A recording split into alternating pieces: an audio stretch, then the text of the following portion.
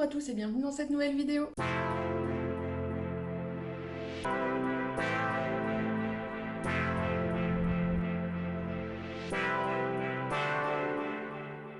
Alors, il n'y a pas longtemps, on m'a mis un commentaire YouTube en me demandant si je n'avais aucune plante abîmée, si j'avais que des plantes parfaites. Alors, pas du tout, non, pas du tout, loin de là. Je m'en sors plutôt bien, hein, quand même, dans l'ensemble, on va dire. À part les attaques de thrips qui abîment régulièrement mes feuillages, j'ai pas trop de problèmes. Je vais vous montrer quand même, j'ai pris la caméra puis je suis allée bien près des feuilles pour vous montrer les problèmes différents que je pouvais rencontrer. Et vous allez voir que non, mes plantes ne sont pas toutes parfaites du tout. Voilà, donc là on voit clairement mon Syngonium albo variegata que les parties blanches sont très abîmées. Il y a eu une attaque de thrips il y a quelques semaines, quelques mois déjà, qui a fortement abîmé les parties blanches. Là on a mon Amydrium zipellanium, pareil, attaque de thrips, il y a plein de cicatrices partout, des morsures. Alors on voit que c'est pas exactement la même réaction, mais là c'est normal. Les feuilles ici sont plus vertes, plus épaisses, plus solides. Mon philo Xanadu, pareil, il est blindé de cicatrices de thrips. Ça, c'est les anciennes feuilles que j'ai pas encore coupées. Mais voilà, on voit qu'elles ont toutes été grignotées par les thrips et qu'il y a des petites taches partout. Il y a des sillons, voilà, c'est abîmé. Et puis ça restera pour toujours. Là, on a mon Pothos manjula qui a des petites taches sur le blanc.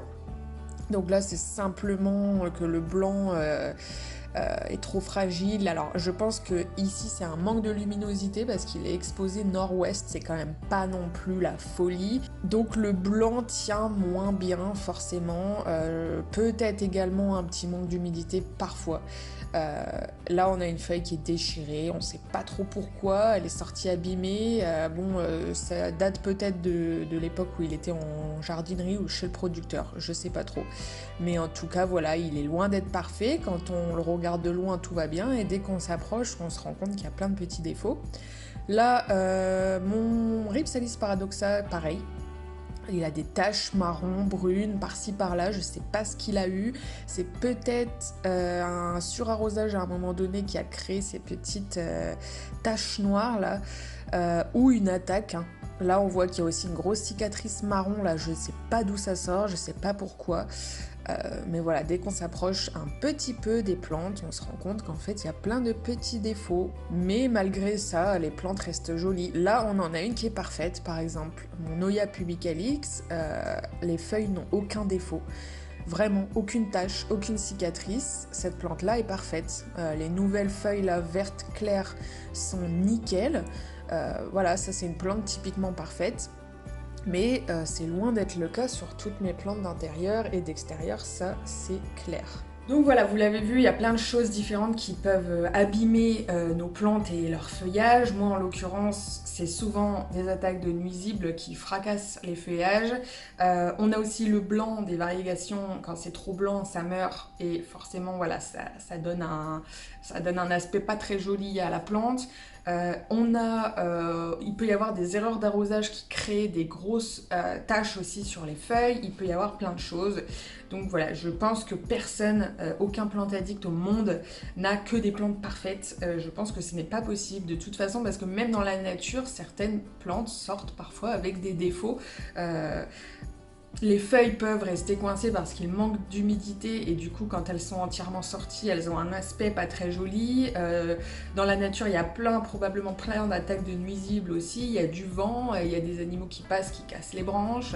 Enfin bref, je pense pas qu'il existe une seule personne au monde qui n'a que des plantes parfaites, sans aucune tache, sans jamais d'attaque de nuisibles, sans jamais... Enfin bref, voilà. Si tel est ton cas, je t'invite à m'envoyer plein de photos pour me montrer ça, mais je doute fortement qu'on trouve quelqu'un qui ait des plantes 100% parfaites.